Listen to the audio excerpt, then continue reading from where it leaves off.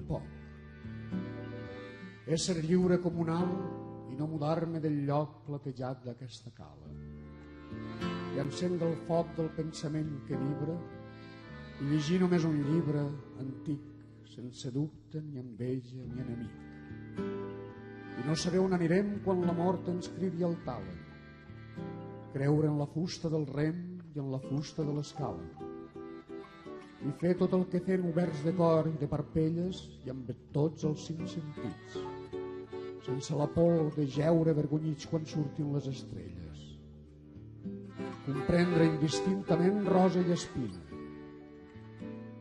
i estimar aquest moment i aquesta mica de vent i el teu amor transparent com una aigua marina.